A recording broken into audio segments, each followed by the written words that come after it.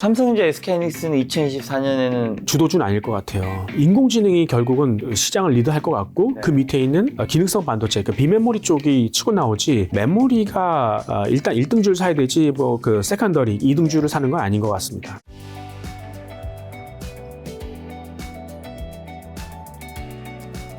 자, 그럼 빅테크 주식들이 굉장히 사실 대부분 또 많이 올라와 있잖아요. 신고가가 있는 것도 있는데 지금 저평가 되어 보이는 종목도 있을까요? 네, 그 중에 한번 저는 아마존 같은 걸 한번 보고 있어요. 그러니까 이 아마존이 빅텍들 주가들이 지금 다 이제 전고점 이상을 돌파했거든요. 네. 근데 유일하게 돌파하지 못한 게 이 아마존이죠. 그거는 코로나 쇼크 때 가장 타격을 많이 받았잖아요. 그러니까 뭐 이 창고 노동자들의 임금이 원래는 이제 최저임금 뭐 시간당 11불 이렇게 주다가 뭐 18불씩 줘도 사람을 못 구한다. 이래서 굉장히 힘들었던. 근데 구조조정을 그만큼 했을 거 아니겠습니까? 그러니까 그 합리성이 이제 나올 수 있을 것이다.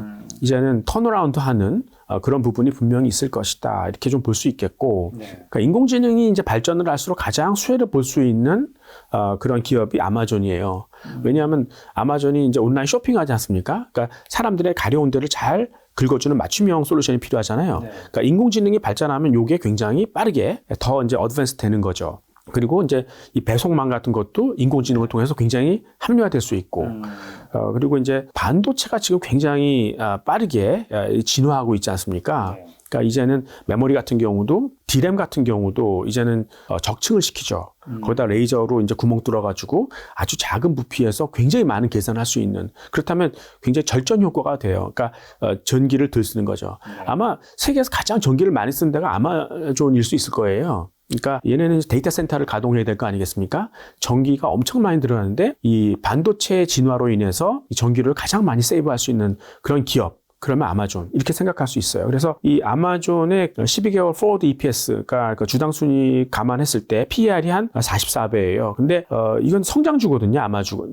그러니까 지금 사실 구글 같은 경우에는 위성 관련 프로젝트 해서도 그냥 스페이스X 지분 한 10% 정도 산 것 같아요. 근데 아마존은 자기가 직접 독자적으로 위성을 개발하고 있잖아요. 그러니까 그런 거 보면은 그런 성장성 감안하면 PER 44배 괜찮은 것 같아요. 그래서 아마존의 어떤 그런 턴어라운드 스토리가 다시 뭐 시장에 부각될 것이다 이렇게 보고 있습니다. 예. 그러면 이제 올해가 가기 전에 이제 물린 주식들 어떻게 좀 정리해야 되나 만약 고민하시는 분들 많을 텐데 이런 것 좀 어떻게 해야 될까요? 그러니까 뭐 채권과 주식의 어떤 장점들이 있잖아요. 그러니까 채권은 자기가 구입했을 때 만기까지 보유하고 있으면 구입 당시에 수익률을 확정할 수 있다는 그런 장점이 있죠. 근데 주식의 장점은 뭘까요? 이제 성장을 하죠. 그러니까 실적을 내고 이제 시간이 갈수록 계속 성장을 하지 않습니까? 그러니까 여러분들이 주식을 투자하면서 믿는 게 뭡니까? 결국은 그 기업의 자기 자본 이익률이에요.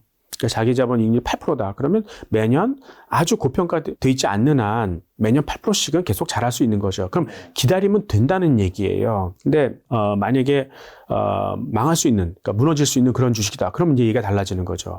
그러니까 우리가 정말 믿고 기다릴 수 있는 주식을 고른다는 게 되게 중요한 거고, 그래서 여러분들이 한국에 삼성전자를 찾는 것 같고, 근데 믿고 기다릴 만한 주식은 미국에 더 많고, 뭐 이런 말씀을 드렸던 거고요. 여러분들이 갖고 있는 게 지금 당장 뭐 좀 망할 수도 있는 하이 리턴 주식이 아니라면, 그러면 뭐 그냥 갖고 기다리는 게 맞는 것 같고요. 자기 자본 이익률을 기대하면서. 근데 이제 설령 뭐 신기술 신성장주다. 그래서 좀 굉장히 이 변동폭이 큰 주식이다 하더라도 2024년은 금리가 내려가잖아요. 그러니까 그런 주식이 약간 춤을 출 수 있는, 그러니까 쉽게 회복할 수 있는 그런 시기이기 때문에 저는 그냥 갖고 기다리는 게 맞을 것 같습니다. 예. 자, 이번에는 이제 미국에 대한 이야기 좀 여쭤보려고 하는데 미국의 고민과 갈등이 세계 증시에 미치는 영향과 미국은 앞으로 패권 유지를 어떻게 좀 할 수 있을까요? 일단 미국은 2023년에 한번 도전을 받은 거죠. 그렇죠. 그래서 이제 이 패권의 문제를 어떻게 하느냐. 근데 어떤 패권의 근원을 찾아가 보면 이제 그레이 서큘레이션이라는 그런 문제가 있어요. 그러니까 이게 뭐냐면, 그러니까 이제 중국이 미국에 수출을 하지 않습니까? 그럼 수출 대금을 달러로 받을 거 아니겠어요? 그러면 그 달러를 팔아서 종업원도 월급 줘야 되니까 이제 위안화로 바꿀 거 아니겠어요? 그렇죠. 그러니까 달러 매도가 계속 되는 거예요. 위안화 매수 이렇게 되는 거죠. 그러면 달러가 미국 밖으로 계속 나가면 계속 달러 매도, 그 달러 절하의 압력이 생기기 때문에 이 달러가 패권 통화로서의 가치를 잃어버릴 수 있다는 거죠. 네, 그러니까 다시 나갔던 달러는 미국으로 돌아와야 되는 거죠. 그래서 중국은 그동안 이제 받은 달러를 미국 국채 사는데 사용했어요. 그러니까 다시 미국으로 돌려준 거죠. 근데 어느 순간부터 중국이 더 이상 미국 국채를 안 사고 오히려 팔죠. 그러면 이제 미국은 어떻게 달러를 다시 갖고 와야 되나. 이번에 고금리를 유지하겠다고 그랬었잖아요. 그것도 그런 거예요. 그러니까 미국이 금리를 올려버리면 결국은 미국처럼 안전한 나라가 예를 들어 뭐 금리가 5%씩 된다. 그러면 그쪽으로 돈이 안 갈 리가 없겠죠. 그렇죠. 그러면 중국에서 돈이 빠져서 다 미국으로 갔지 않습니까? 그러니까 인민은행이 아무리 뭐 버티려고 해도 잘못하면 외환위기도 발생할 수 있는, 그러면서 미국이 시사했던 게 뭐냐면 네가 나한테 돈을 안 줘도 나는 강제로라도 너한테 돈을 갖고 올 수 있는 힘이 있어 라는 걸 보여주는 거죠. 그러니까 지금 이제 다시 금리를 낮춰줘서 다시 돈을 돌려주긴 하겠지만 잘 봐도 나는 이럴 수 있는 힘이 아직도 있어 라는 거를 얘기해주고 싶었던 거죠. 저는 사실 미국이 나갔던 달러 다시 갖추오기 위해서 그냥 중국에다가 셰일가스를 팔 줄 알았어요. 중국 대기오염 때문에 지금 천연가스가 필요했던 거 아닙니까? 그럼 이 셰일가스를 팔면 지금 중국이 이제 대금으로 달러 다시 돌려줄 거 아니겠어요? 뭐 그렇게 해결하려고 할 줄 알았는데 그걸 안 하더라고요. 그 얘기는 이제 이런 탄소 경제 하에서는 중국의 상승세를 이제 꺾기는 굉장히 어렵다. 그러니까 이제 본격적으로 견제를 해야겠다. 그래서 친환경으로 이제 급선회했던 거죠. 그러면 사실 중국은 거의 그 발전의 한 60, 70%를 석탄으로 하잖아요. 굉장히 어려워지는 거죠. 그리고 결국은 이 미국이 패권을 유지하려면 나갔던 달러를 다시 갖고 오게 해야 되고, 그다음에 사람과 돈이 결국은 미국으로 들어가야 결국 패권이라는 게 유지가 되는 거예요. 그러니까 1차 세계대전이 있기 전에 남북전쟁이 있었잖아요. 그때도. 그러니까 이제 그때 노예가 해방되고 이 남쪽에서 못 갔다던 노예들이 북쪽에 올라와서 훨씬 더 생산성 있는 곡물을 재배하게 되고, 그리고 뭐 제조업에도 일하게 되고, 그러니까 많은 부가가치가 생겼지 않습니까?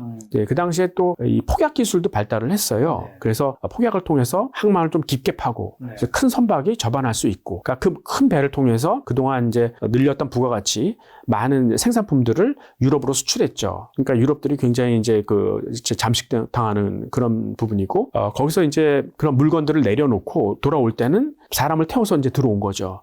그러니까 결국은 미국의 수출이 늘면서 결국은 돈과 사람들이 이제 미국으로 들어왔던, 그러니까 미국의 패권이 굉장히 강화될 수밖에 없었던, 그러니까 1차 세계대전은 결국은 2차 세계대전 마찬가지지만 미국의 어떤 그런 패권을 인정해주는 어떤 이벤트였다. 뭐 이렇게 생각을 한다면 지금은 어떻게 미국이 그 사람과 돈을 갖고 올 수 있겠냐. 미국이 갖고 있는 자산이 무엇인가. 그러면 기초과학이에요. 그러니까 미국으로 가면 모든 문제가 쉽게 해결된다는 거죠. 그러니까 새로운 부가가치를 막 만들어야 되는데 미국이 그런 앞서가고 있는 뭐 인공지능의 디지털 쪽에 바이오 쪽에 기술이 앞서기 때문에 결국은 그러한 신성장 신기술을 갖고 있는 그런 스타트업들을 어떻게 그럼 금리를 낮춰서 계속 육성해야 되는 거죠.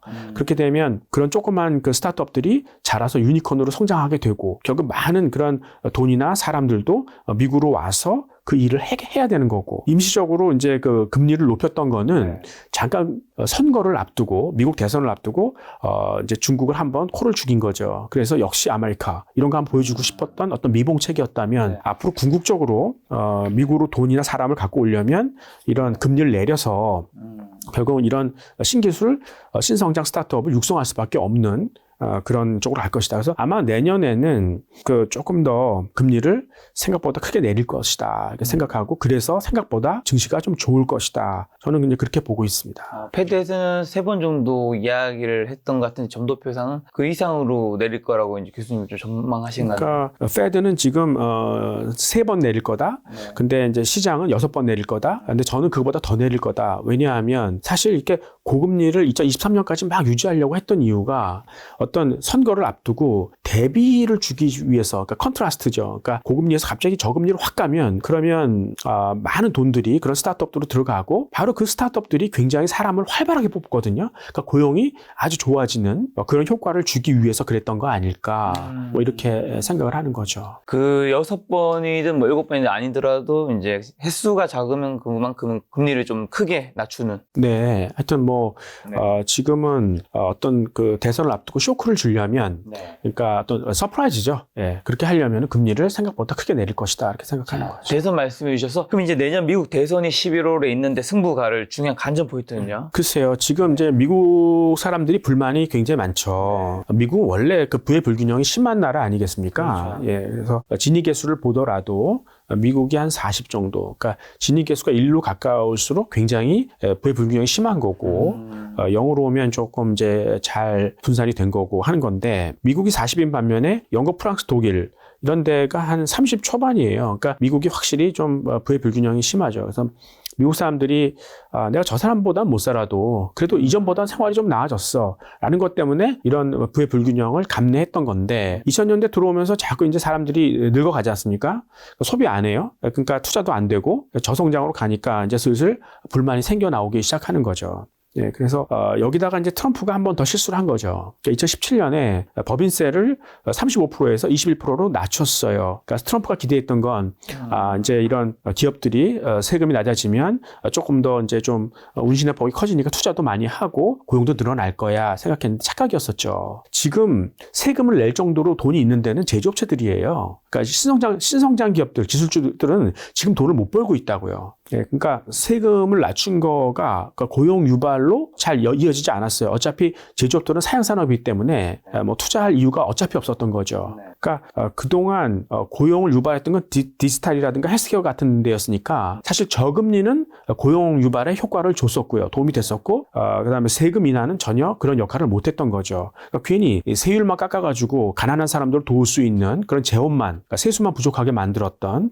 그런 부분이었어요. 그러니까 트럼프가 재선하기 어려웠던 이유도 여기에 있었을 거예요. 근데 그래서 이제 바이든이 들어와서 나는 법인세를 21%에서 28%로 올릴게 이렇게 얘기했어요. 근데 그걸 못했죠. 그래서 바이든의 지지율이 아직 37%밖에 안 됐어요. 그러니까 트럼프하고 비슷한 거죠. 그러면 재선하기 어려운 그런 지금 지지율이죠. 근데 왜 힘들었을까요? 왜 세금을 못 올렸을까요? 그러니까 세율을 올리면 그러면 그 기업들 밑에 있는 종업원들은 편할까요? 회사가 필요하니까 사람 자를까 막 이렇게 될 거 아니겠어요? 어떤 식으로든 세금을 내리긴 쉬워도 올리기는 표를 깎아먹는 행동이라고요. 그러니까 그걸 잘 못하고 이게 만약에 이제 선거가 지나가면 올리겠죠. 예, 근데 하여튼 이런 세금 올리는데 굉장히 힘든. 그래서 지금은 이 저성장 국면에서 누가 집권을 하더라도 굉장히 불만이 많은 상황이라서 민주당이 계속 이런 어떤 이 집권하기가 좀 쉽지 않지 않느냐? 네. 그래서 지난 11월 달에 정당 선호들 보면 그냥 29대 29더라고요. 그다음에 무관심 한 40%. 뭐 이렇게 돼 있는데, 그러니까 아마 트럼프가 아닌 제3의 인물이 등장한다면 공화당이 이길 확률이 높지 않을까? 뭐 이런 생각도 해보고 반면에 아까 말씀드렸던 것처럼 민주당이 금리를 파격적으로 내린다. 근데 인플레는 오히려 의외로 오히려 더 낮아지고 그리고 신경제 쪽에서 그러니까 디지털이나 헬스케어 쪽에서 AI 쪽에서 고용이 굉장히 많이 늘어난다. 그러면 서프라이즈 주는 거죠. 그러니까 아마 그 민주당은 금리 내리는 게임으로 돌변하지 않을까. 그래서 한번 결국은 이런 쪽에서 승패에 어떤 관전 포인트가 있다고 생각합니다. 자, 어느 쪽이 이제 승리를 하느냐에 따라서 또 수혜 업종도 다른 것 같은데 미국에서 공화당이 승리한다면 수혜 업종 어떻게 되는 거죠? 공화당은 일단은 이제 그 오일 앤 가스죠. 네. 그러니까 지금 트럼프 같은 경우도 이 셰일 가스 쪽에서 새로운 어떤 신규 고용을 창출했다는 거를 치적으로 삼고 있는 거 아니겠어요? 네. 이게 시간당 60불 넘는 그런 고급 직업이었다. 뭐 이렇게 됐고 사실 러시아 전쟁이 일어난 이유도 미국이 그 셰일 가스를 유럽에 팔고 싶었던 거죠. 그러니까 러시아 쪽에서 이제 파이프로 오는 게 훨씬 싸긴 했지만 그래서 이제 러시아가 뭐 독일이나 이런 유럽 국가들로 직접 송유관을 놓으려고 했던 게 이제 노드 스트림이었었지 않습니까? 그런 거를 트럼프가 방해를 했던 거죠. 거기에 제재를 가하고. 예, 그래서 그게 화가 나가지고 이제 그 러시아가 우크라이나를 침공한 거 아니겠어요? 예, 그러니까 일단 공화당이 집권을 하면 석유 산업은 굉장히 좀 다시 좀 투자를 할 것 같습니다. 그렇게 되면 쉐브론 같은 데가 수혜를 많이 받을 수 있을 것 같고 특히 얘네들은 당장 이익을 못 내도 과거에 많이 이익을 냈기 때문에 배당을 되게 안정적으로 주거든요. 그러니까 이 배당 수익률이 한 4~5%는 충분히 넘어가니까 투자할 만 해보는 것 같고 그다음에 역시 국방 예산을 확충하죠. 공화당은. 그래서 이제 제너럴 다이내믹스 같은 데는 이제 그 이 군함 만드는 데예요. 그리고 우주항공에도 특화가 돼 있거든요. 이 업체 굉장히 괜찮은 업체예요. 아주 그 실적도 아주 안정적으로 상향하고 있고, 그 다음에 로키드 마틴은 말할 것도 없는 회사죠. 전투기, 스텔스 전투기 만드는데 뛰어나는데 앞으로 이제 위성 같은 게 초고속 통신 관련해서 중요해지지 않습니까? 위성 굉장히 잘 만듭니다. 그리고 사이버 보안도 중요하잖아요. 그러니까 이런 쪽도 굉장히 앞서가 있는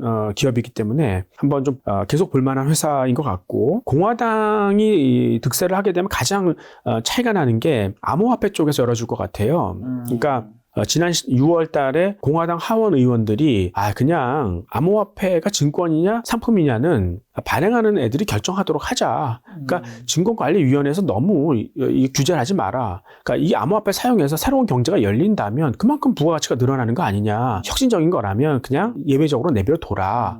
뭐 이런 쪽이었고요. 민주당의 뭐 엘리자베스 워렌 같은 경우에는 이 암호화폐는 그냥 말살시켜버리자. 제도권을 위협하고 있다. 이렇게 얘기하니까요. 그러니까 아무래도 암호화폐가 이제 구체화되면 가장 타격을 받는 이 기득권. 그러니까 기존의 어떤 그 유택의 금융자본들이지 않습니까? 근데 그 유택의 금융자본들이 민주당하고 좀 가까운 것 같아요. 그래서 공화당이 득세를 하게 되면 아무래도 암호화폐의 또 규정들이 만들어지면서 조금 더 활발하게 움직이지 않을까. 특히 이제 어차피 암호화폐라는 거는 이제 금리가 내려가게 되면 수혜를 받는 거 아니겠어요? 근데 공화당이 집권을 하게 되면 더 좀 가속화돼서 좀 수혜가 이어지지 않을까 이렇게 생각하는 거죠. 자, 그럼 반대로 민주당은요? 민주당은 아마 바이든이 다시 집권한다라는 거죠? 그렇게 되면 뭐 바이든일지 아니면 제3의 인물이 다시 나올 수 있을지 잘 모르겠는데 무조건 친환경이에요. 거기는. 예, 그래서 빠르게 넘어가는 거죠.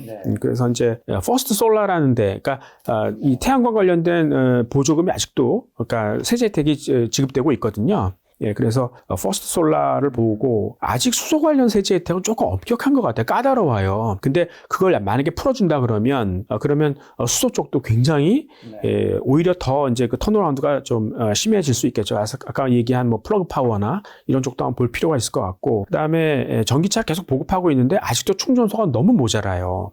그래서 그쪽 투자가 굉장히 활발할 것 같거든요. 그래서 차지 포인트라는 데를 한번 보세요. 이 차지 포인트는 유럽에서의 그 충전소도 지금 계획하고 있기 때문에 좀 더 이제 주목할 만한 것 같고, 테슬라의 전기차 점유율이 좀 떨어질 거예요. 지금 한 미국 점유율이 60% 정도 되는데 아마 20% 미만으로 떨어질 거예요. 그럼 이걸 누가 가져갈 것이냐. 근데 제가 좀 보고 있는 업체는 중국 전기차 업체가 하나 있거든요. 그러니까 리오토라고, 이런 업체가 원래는 이제 그 플러그인 하이브리드 많이 했었는데 이번 달에 이 배터리 전기차를 하나 내놨더라고요. 근데 이제 그게 지금 1회 충전 시간 15분밖에 안 걸리고 그다음에 뭐 한 800km 달릴 수 있다고 하니까 아마 그 테슬라의 점유율을 가장 많이 뺏어갈 수 있는 데 중에 하나가 이 리오토 아닌가, 이런 쪽도 한번 좀 볼 필요가 있겠습니다. 자, 그러면 이제 미국이 반도체는 좀 어떻게 보시나요? 2024년 반도체 업황 반등 기대하시는 분들 굉장히 많고, 내년에는 좋게 보시는 그 전문가분들이나 애널리스트나 그런 분들 반도체는 좋을 것이다 이게 한번 진짜 많아졌더라고요. 장기적으로 보면 좋죠. 근데 뭐 수요도 풍부하고 근데 단기적으로는 조금 불안한 부분이 많이 있죠. 예, 근데 역시 그 미래 패권이라는 게 그 이 컴퓨팅 파워, 그러니까 제 계산 능력이거든요. 왜냐하면 전쟁을 하더라도 거의 다 승패는 암호 해독에서 갈려요. 그러니까 상대방의 통신망을, 적의 통신망을 완전히 마비시키는 그런 어떤 그런 암호 해독 뭐 이런 거고, 사이버 전쟁으로 가더라도 이거는 당연히 계산 능력이 결정을 해버리는 거죠. 근데 이제 인공지능 능력도 마찬가지 아닙니까? 그러니까 이 어떤 패턴을 잡기 위해서는 계산을 빨리 해야 되는 거죠. 그래서 그 소재인 반도체는 굉장히 중요하다. 뭐 이거는 두말할 필요가 없는 거고요. 근데 이제 이게 미국의 핵심 기술을 가졌잖아요. 근데 이제 과거에는 뭐 글로벌화 때는 그러니까 뭐 그 화합하는 시대였으니까 아시아 너희가 한번 이것도 해볼래? 하고 계속 이제 기술을 줬던 거죠. 자기네 기술도 한번 해보라고. 메모리는 뭐 쉬우니까 너희가 설계까지도 한번 해봐. 우리한테 줬었는데 이제는 슬슬 기술을 자꾸 이제 인터널라이즈 하는 거죠. 그러니까 반도체가 되게 중요한 부품인데 뭐 중국이 자꾸 넘보고 있지 않습니까? 사람들 뽑아가고, 삼성전자 사람들도 뽑아가고, 그다음에 뭐 TSMC에서도 이제는 팀별로, 팀 단위로 사람을 빼가고 이러니까 이제 그 미국은 그냥 오라는 얘기죠. 예, 그래서 그동안은 뭐 좀 중국의 진입을 미국이 많이 차단해줘서 우리가 좀 고마웠는데 이제는 미국의 태도 변화에 굉장히 불확실성이 많이 생긴다. 지금은 이제 이 반도체 쪽에 특히 메모리 같은 경우에는 테크놀로지컬 시프트, 그러니까 기술의 변화가 생기고 있잖아요. 그동안은 전공정 위주였었어요. 이 전공정이라는 거는 웨이퍼 안에다가 얼마나 미세하게 패터닝을 해서 한 웨이퍼에서 많은 칩을 뽑아낼 수 있을 것인가. 그러니까 경제성 관련된 그런 데 기술이 많이 발전했었는데 이게 거의 다 포화됐죠. 우린 여기서 잘했었는데 이제는 이제 후공정 위주의 기술이 나오고 있어요. 그러니까 이거는 어떻게 그 칩들을 잘 패키징, 포장을 해서 칩에 성능을 올리냐는 데 관심이 있는 거거든요. 근데 이런 어떤 새로운 기술들이 막 나오고 있는 거죠. 그래서 HBM 같은 것도 하이 밴드위스 메모리 같은 거 있지 않습니까? 뭐 이런 것도 사실 그 성능을 올리는 건데 이런 새로운 기술 쪽에서 우리가 잘할 수 있을까? 삼성전자가 한번 헤맸죠, 여기서. 예, 근데 계속 잘할 수 있을까? 그리고 거기서의 어떤 기술을 좀 압도하고 있는 그런 미국이 계속 우리한테 잘해줄 것인가? 뭐 이런 그 불확실성이 있는 거죠. 그래서 사실 메모리는 지금 당장 수요 공백이 있어요. 메모리의 수요가 서버, 그러니까 PC, 모바일. 근데 PC하고 모바일은 그동안 되게 비싸졌잖아요, 상품들이. 그러니까 사람도 구매력에 한계가 있는데 또 고장도 안 나고. 그러니까 이제 교체 주기가 길어질 수밖에 없지 않습니까? 그러면 수요가 당분간 죽었는데 지금 새로운 컨텐츠가 들어오려면 시간이 아직 한참 멀었고, 그러면 이 수요 공백기 기간 동안에 미국의 어떤 그러한 태도 변화, 불확실성, 뭐 이런 것들이 조금 걱정되는 그런 시기로 좀 빠져들고 있는 거죠. 그래서 비메모리를 그럼 잘해야 되는데, 비메모리에서 좀 실망스러웠죠. 그러니까 역시 비메모리 같은 경우에는 이 맞춤형 제품들이기 때문에 많이 해봐야 되는데, 우리나라 업체들은 거기에 좀 약하잖아요. 예. 그래서 이 비메모리는 오히려 그 인텔이 잘할 것 같아요. 그러니까 1등이 TSMC, 2등이 삼성, 3등이 SMIC라고 중국 업체 아니겠어요? 근데 인텔이 치고 올라오고 있어요. 그러니까 인텔은 예전에 이 비메모리를 설계까지 했던 애들이라고요. 그리고 많이 이 맞춤형 솔루션도 갖고 있고, 심지어는 그 EUV, 그러니까 노광 장비도 잘 다룰 수 있는 애들, 그러니까 걔네들만의 독창적인 생산 방법도 개발할 수 있는 그런 업체이기 때문에, 그러니까 오히려 특히 미국이 잘 봐줄 거 아니겠어요? 네, 그러니까 우리가 이렇게 좀 불확실성이 있는 그런 메모리 한국 업체라기보다는 수요가 폭발적으로 늘고 있는 그 비메모리 쪽에서 그냥 미국 업체를 사는 게 낫지 않겠나. 그래서 이제 엔비디아나 AMD가 삼성보다 낫지 않을까? 뭐 이렇게 사람들이 생각하고 있는 거죠. 삼성보다 엔비디아, AMD가 낫다고 말씀해 주셨는데, 그러면 삼성전자, SK하이닉스는 2024년에는 지금보다는 좀 좋을까요, 주가가? 그러니까 전반적으로 증시가 뭐 반등을 할 텐데 주도주는 아닐 것 같아요. 나쁘진 않을 것 같지만 주도주는 아닐 것 같아요. 예, 그러니까 차라리 그냥 인공지능이 결국은 시장을 리드할 것 같고, 그 밑에 있는 기능성 반도체, 그러니까 비메모리 쪽이 치고 나오지, 메모리가 물론 같은 수혜를 받긴 하겠지만 일단 1등줄 사야 되지 그 세컨더리 2등줄을 사는 건 아닌 것 같습니다. 근데 말씀하신 예를 들면 미국 비메모리 반도체 엔비디아 얘기해 주셨는데, 엔비디아는 올해 진짜 많이 올랐잖아요. 네, 맞습니다. 그 부분에 대해서 사람들이 아니 이게 올해 몇 배나 올랐는데 이건 너무 부담스러운데 생각하실 것 같은데. 타이밍이 지금은 아니더라도, 그러니까 제가 말씀드린 다음에 시간이 흐른 다음에 이 방송을 볼 수도 있는 거고, 그러니까 그렇죠. 저는 원론적인 걸 보는 거고, 항상 여러분들이 볼린저 밴드라는 게 있잖아요. 거기에 투시그마 근처로 가면 위험해요. 그러니까 그때는 약간 팔아줘야 되거든요. 그러니까 그러니까 투자의 트레이딩의 어떤 타이밍 같은 걸 여러분들이 좀 보긴 하지만 큰 그림에서 말씀을 드리는 겁니다.